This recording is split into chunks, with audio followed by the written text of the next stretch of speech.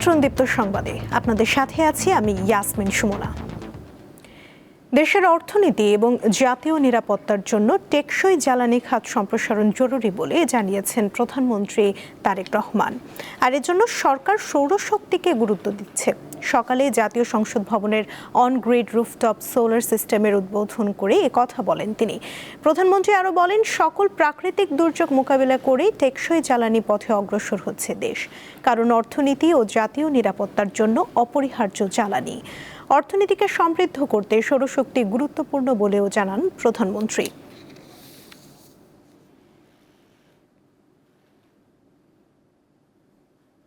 জাতীয় সংসদ ভবন অবশ্যই আমাদের গণতন্ত্রের প্রতীক। ভবনের ছাদেই সৌর শক্তিকে কাজে লাগিয়ে আমরা মনে হয় প্রমাণ করার চেষ্টা করছি নেতৃত্বে কেবল নীতিতে নয়, বরং বাস্তব কর্মকাণ্ডেও প্রতিফলিত হতে হবে। টেকসই জ্বালানির পথে অগ্রসর হওয়া এখন আর শুধু পরিবেশগত দায়বদ্ধতা নয়, বরং এটি আমাদের অর্থনীতি এবং জাতীয় নিরাপত্তার অপরিহার্য একটি অংশ।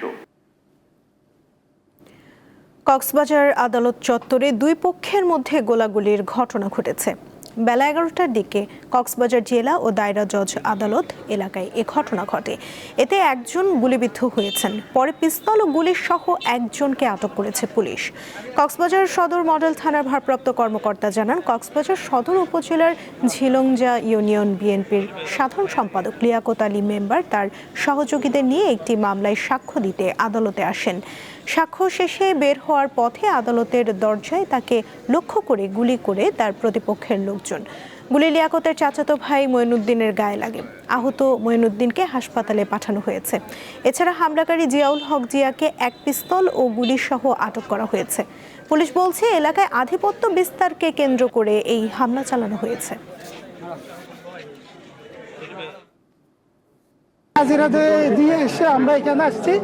আমাদের গাড়ির দরজা যখন খুলছি, এও একজন এখান থেকে সিঁড়ি ওইটা থেকে এসে গুলি করছে। তারপরে আরেকজন এখানে গুলি নিয়ে আসছে, ওইদিকে ছিল ও আমরা দৌড়াইছি, ও পালিয়ে গেছে। আর 4-5 জন এখানে ওকে ধরে রাখছে। আমার বড় ভাইয়ের পাশে তখন আমি দৌড়ে আসছি। আসার পরে আমি ওকে ধরে ফেলছি। আমরা 4-5 জন ছিলাম। ওখানে একটা আমার স্বাস্থ্য ভাই ছিল, ও থেকে গুলি কেটে নেওয়ার সময় আমার ভাইয়ের পায়ে লাগছে এখানে। সড়ক পরিবহন ও সেতু মন্ত্রী শেখ রবিউল আলম বলেছেন, ঈদ উল আজহা উপলক্ষে ট্রেন চলাচল স্বাভাবিক রয়েছে। এখন পর্যন্ত বড় কোনো বিপর্যয়ের শঙ্কা নেই বলেও জানান তিনি। রোববার ঢাকা রেলওয়ে স্টেশন পরিদর্শন শেষে সাংবাদিকদের সঙ্গে আলাপকালে এসব কথা বলেন রেলমন্ত্রী। তিনি আরও বলেন, সকাল থেকে 3টি ট্রেন কিছুটা বিলম্বে ছেড়েছে। এর মধ্যে একটি ট্রেনের ঢাকা স্লিপ করেছিল, পরে রিলিফ ট্রেন পাঠিয়ে সেটিকে উদ্ধার করা হয়েছে। তবে বাকি ট্রেনগুলো নির্ধারিত সময় অনুযায়ী চলাচল করছে। মন্ত্রী বলেন, ঈদ উপলক্ষে অতিরিক্ত 25% যাত্রী পরিবহনের ব্যবস্থা করা হয়েছে, ফলে আরও প্রায় 4000 যাত্রী ভ্রমণের সুযোগ পাচ্ছেন। ট্রেন লাইনের উপর প্রচুর খড়, ওটাকে বলা হয় ধানের অবশিষ্ট অংশ আর কি, খড় আমাদের এলাকায় যেটা বলে, সেটা নেড়ে দেয় আর কি, শুকানোর জন্য দিয়ে দেয়, তাতে স্লিপ করেছে হুইল। ওই কারণে একটু দুটা ট্রেন সম্ভবত ডিলে হয়েছে, 2টি বা 3টি। একটা মনে হয় 20 মিনিট, একটা 1 ঘন্টা, আরেকটা মনে হয় 2 ঘন্টা হয়ে যাবে। এছাড়া বাকিটা ঠিক আছে।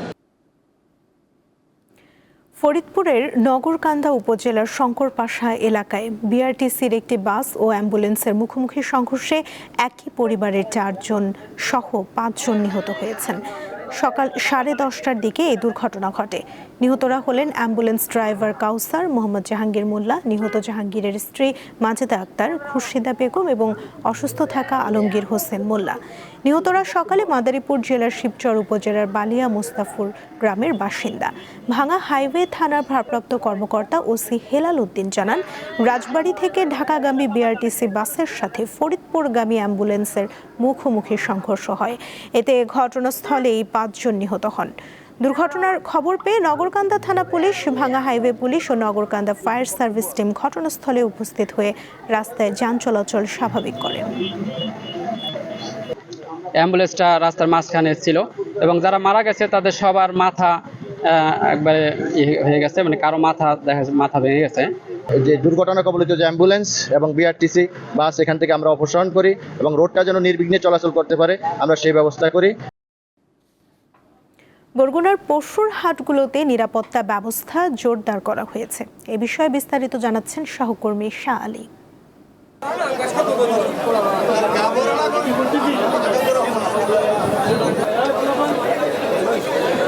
বরগুনায় আজকে যে হাটটি রয়েছে সেই হাটটি হচ্ছে গুলবিনী নদীর পাড়ে, পায়রা নদীর পাড়ে এই হাটটি প্রতি রবিবার দিন এবং বৃহস্পতিবার দিন এই হাট বসেন এবং সেই হাটে সবচেয়ে যে বড় গরুটি নাম হচ্ছে রাজাবাবু। সেই গরুটি কিন্তু 2,80,000 টাকা যিনি এই গরুটি লালন পালন করেছেন সেই বিক্রেতা কিন্তু চেয়েছেন। এখন পর্যন্ত কেউই দাম বলেনি, তাদের মতো করে তারা কিন্তু ঘুরে ঘুরে দেখছেন।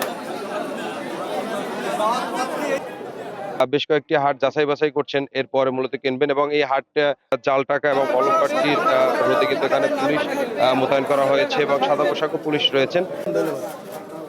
অসংখ্য গরু উঠেছে এই হাটে। বেশ কয়েকটি হাট কিন্তু আসলে একদিনই করেছে। এরপর এছাড়াও বেশ কয়েকটি হাট রয়েছে, ফুলজুরি হাট রয়েছে, বিকালে চান্দখালী হাট রয়েছে। বরগুনার আমতলী উপজেলার সবচেয়ে বড় হাট, যে হাটটা দক্ষিণ অঞ্চলের সবচেয়ে বড়, যেখানে হাজার হাজার গরু ওঠেন এবং কেনা বেচা হয়। সেই দাম তো আসলে অন্যান্য জায়গায় যেভাবে আমরা দেখছি মিডিয়াতে, সেখানে তো দেখছি আসলে কম কিছুটা। এবছর দাম খুব একটু কম, নরমাল বুঝছেন। গরু প্রত্যেক গাড়ির যে 1 লাখ কইছে, সেই দাম কয় 90,000। আমরা দেখতেছি যে এবছর যে দেশের বাইরে থেকে গরু না আসার ফলে আমাদের খামার এবং গ্রামগঞ্জে যে গরুগুলোর চাহিদা খুব বেশি। ছোট ছোট গরু কিনছে বলতে 1 লাখ টাকার উপরে এই গরুগুলোর চাহিদা মূলত এই বাজারে বেশি। তো আমরা দেখছি যে ঈদ যতই ঘনিয়ে আসছে, ক্রেতাদেরও কিন্তু উপচে পড়া ভিড় এবং ক্রেতারাও তারা তাদের পছন্দের গরুটি কিনছেন। এই ছিল বরগুনা থেকে আমার কাছে সর্বশেষ তথ্য। আন্তর্জাতিক প্রসঙ্গ।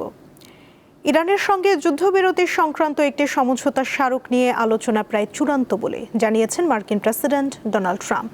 আল জাজিরার খবরে বলা হয়েছে, কাতার, সৌদি আরব, সংযুক্ত আরব আমিরাত, পাকিস্তান, জর্ডান, মিশর, তুরস্ক এবং বাহরাইনের নেতাদের সাথে টেলিফোনে আলাপের পর এই ঘোষণা দেন মার্কিন প্রেসিডেন্ট ট্রাম্প। জানান, সমঝোতার অংশ হিসেবে হরমুজ প্রণালী খুলে দেওয়ার বিষয়টি অন্তর্ভুক্ত হবে, তবে এটি চূড়ান্ত অনুমোদনের অপেক্ষায় আছে, যা যুক্তরাষ্ট্র ও ইরানের নেতৃবৃন্দ এবং অন্যান্য মধ্যস্থতাকারী দেশ চূড়ান্ত করবে বলে জানান ট্রাম্প। এ বিষয়ে ইসরায়েলের প্রধানমন্ত্রী বেঞ্জামিন নেতানিয়াহুর সাথেও আলাপ হয়েছে বলে জানিয়েছেন মার্কিন প্রেসিডেন্ট।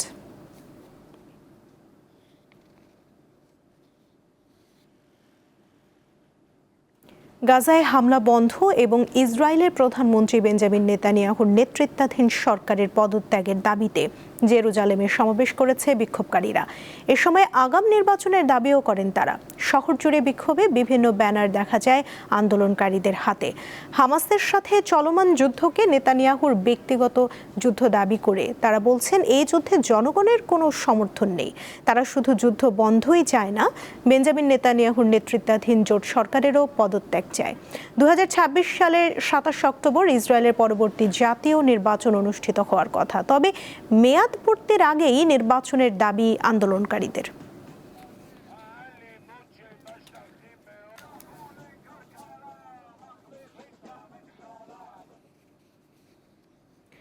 মার্কিন প্রেসিডেন্টের সরকারি বাসভবন হোয়াইট হাউসের কাছে গোলাগুলির ঘটনা ঘটেছে।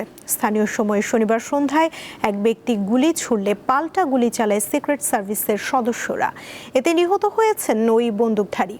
এ সময় একজন পথচারীও গুলিবিদ্ধ হন। আল জাজিরার প্রতিবেদনে বলা হয়েছে, প্রেসিডেন্টের নিরাপত্তার দায়িত্বে থাকা ফেডারেল সংস্থা সিক্রেট সার্ভিস এক বিবৃতিতে ঘটনার সত্যতা নিশ্চিত করেছে। সংস্থাটি জানায়, প্রাথমিক তদন্তে দেখা গেছে সন্দেহভাজন ব্যক্তি চেকপয়েন্টে পৌঁছে ব্যাগে রাখা অস্ত্র বের করেন এবং নিরাপত্তা কর্মীদের ওপর গুলি চালান। এ সময় এজেন্টরা পাল্টা গুলি চালালে ওই ব্যক্তি গুলিবিদ্ধ হন।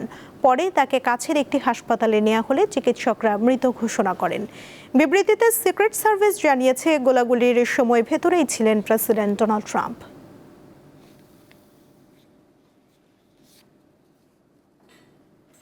এই ছিল এখনকার মতো। পরবর্তী সংবাদ বিকেল 5টায় দেখার আমন্ত্রণ রইল। এছাড়া আরও তথ্য পেতে যুক্ত থাকুন দীপ্ত ডিজিটাল প্ল্যাটফর্মের সাথে। ধন্যবাদ সবাইকে।